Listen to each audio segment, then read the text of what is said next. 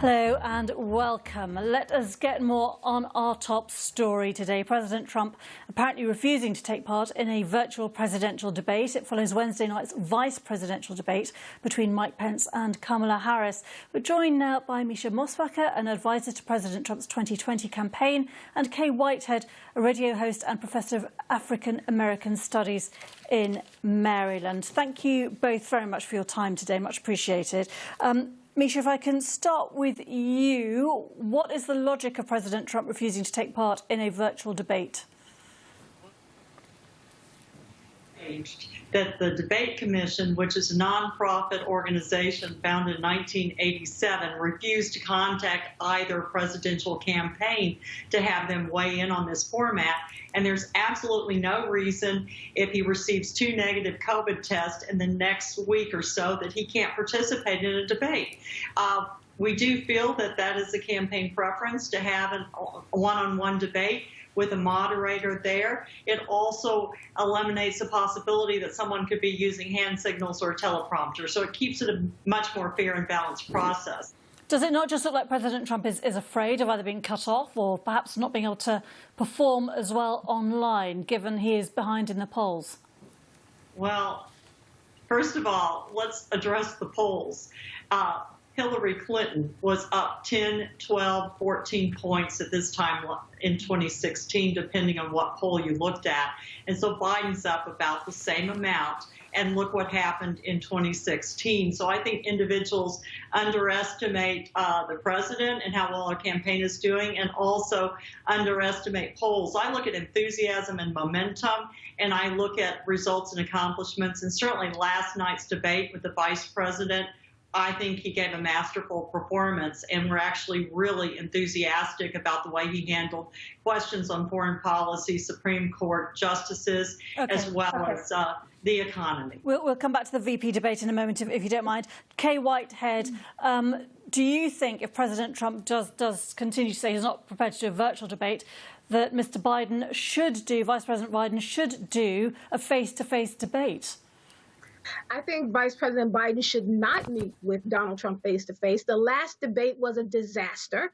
Donald Trump did not follow any of the rules. He was rude. He was uncompromising. He stepped all over Joe Biden. He told massive lies that they were unable to go challenged. I think Joe Biden would make the decision not to meet with him in person. We still don't have information about when he took his first COVID test. When did he test positive? Has he actually tested negative, and how many times? I think the best thing to do is either to not debate anymore with Donald Trump, continue to focus on the American people, continue to focus on hammering Donald Trump on his lack of response to COVID-19, to the economy, to the massive eviction crises, and focus on the election date. Okay. Do not meet in person. And let me ask you your response, seeing the first woman of colour in the vice presidential debate on Wednesday. Was quite a moment, wasn't it? And her background, she addressed kind of briefly, with some grace, not over-egging it too much, but still it's a moment. It was a masterful moment. It was a historic moment. It was a moment that I wish my grandmother was here to see. We've had 48 vice presidents in this country, the first time that a Black woman has been at that table. We need to look at moving this country in a different direction. I was upset when Kamala Harris had to give her a receipt and Mike Pence did not have to give his resume. Women always have to overcompensate, always have to prove that we belong there. We're 50% of the population. Kamala Harris is more than prepared. She's more than qualified to be on that stage. And I asked people last night, take a look at who's on the stage. Which America do you want to live in at this moment? In my America, it's time for women and women of color specifically to be at the table making decisions. This vice presidential debate perhaps was watched more than normal because of the age of both candidates, Mica Mosbacher, but Vice President Pence did not answer quite a few questions. He dodged quite a few questions, didn't he? In particular about whether Donald Trump would vacate office peacefully. Kamala Harris dodged questions, especially regarding packing the Supreme Court, which has had 9 justices on it for the past 100 years. So I respectfully disagree. I feel that she did not answer several questions. I will say that she is talented and very articulate, hence in raw moments.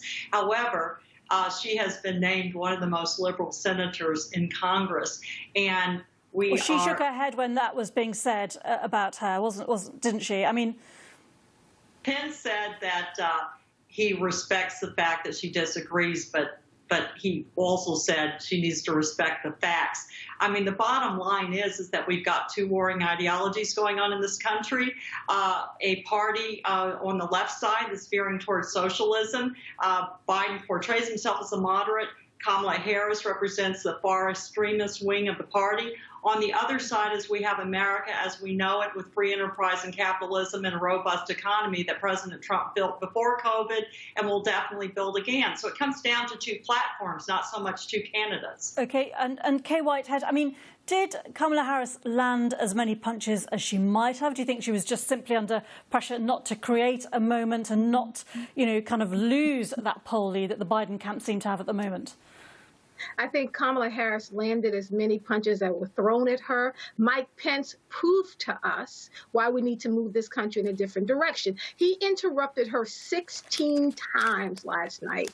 In every single sense of the word, she had to remind him when she was speaking. She had to speak with him about having a conversation. He was rude. He was uncompromising. He took up Donald Trump's ideology and carried it forward. Let's go with what the other guests had to say. We are talking about two Americas. One America where the president does not denounce white supremacy. One America where the president is calling COVID-19 with 210,000 people dead, 7.5 million people infected, calling it a hoax. One America where the president himself has COVID-19 and still refuses to follow science and go in that direction. One America where we have wildfires raging out of control. And yet climate crisis is not talked about. It is two Americas, and people have to decide whether they want to go forward in this America that's falling apart or whether they want to look to rebuild and get things back on track, which is what Harris and Biden are talking about. OK.